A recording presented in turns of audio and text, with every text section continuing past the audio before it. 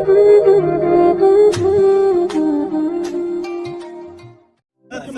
ये क्या है? ये बेटा क्या जानेगा?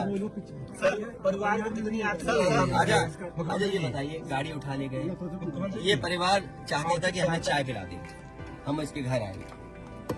आप बताइए, चीनी चाय की पत्ती से लेकर कोई सामान नहीं ला सकते, पानी नहीं ला सकते। अरे किस बात के लिए सुरक्षा है? सुरक्षा तो इस बात की, इनकी जान की सुरक्षा होनी है। अगर इनको कोई जरूरत है तो सुरक्षित होकर के जाएं बाजार, और सुरक्षित होकर के बाजार से लौट के आ जाएं। ये इसका मतलब सुरक्षा है। सुरक्षा का मतलब ये थोड़ी कि घर को, परिवार को कैद कर दो, गाड़ी उठा ले जाओ, यहाँ से सामान ले जाओ। देखिए, मध्य प्रदेश का भी मत पूछो, मैं आपसे कह रहा हूँ, नहीं कोई आर्थिक सहायता नहीं। ये परिवार अगर पढ़ेगा लिखेगा, जो पढ़ाई करना चाहेगा, जो मदद कहेगा, मैं करूंगा।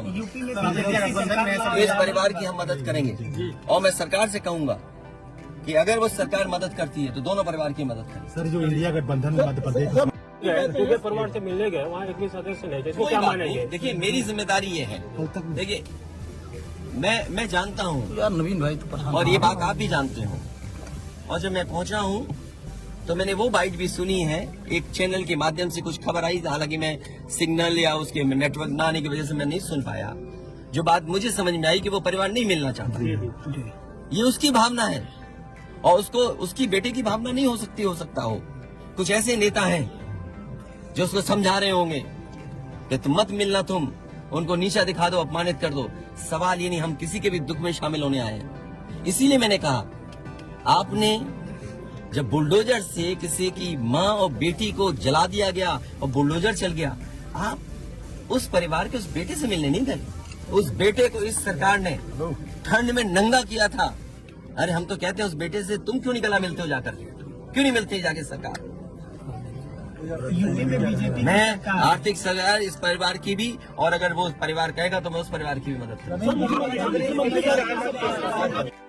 देखिए, मैं डीएम के स्टेटमेंट को मैं मानता हूं। डीएम ने जो बात कही कि रिटेलिएशन में वो घटना हुई, और उस समय किसके मन में, किसके दिमाग में क्या था, किस वजह से अंधकार छा गया, और फिर उस घटना की वजह से घटना हुई है।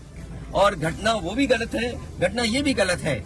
अगर ये सवाल आप पूछते हैं मासूमों के लिए, मासूमों की कभी जान नहीं जाती। अगर प्रेम यादव की जान न गई होती तो, प्रेम यादव की जान नहीं जाती तो किसी मासूम, किसी की जान नहीं जाती।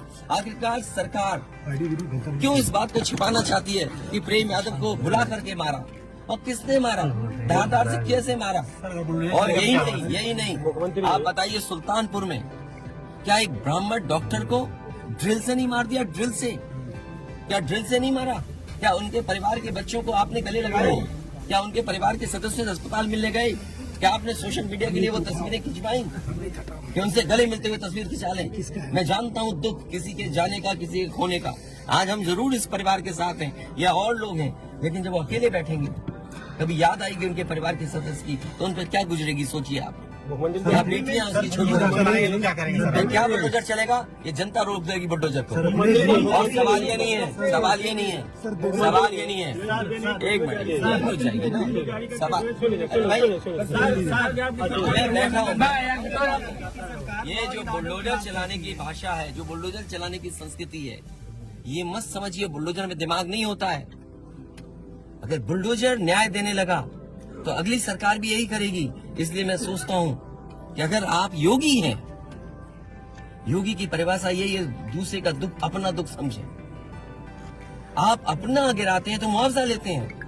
आपकी किसी की हिम्मत हो अगर ये बात की कि उन्होंने अपनी बिल्डिंग गिराई और कितने करोड़ मुआवजा उठाया, अगर आप इसे बुलडोजर चलाना चाहते हो तो उतना ही मुआवजा देना जितना मुआवजा आपने खुद लिया है सरकार से।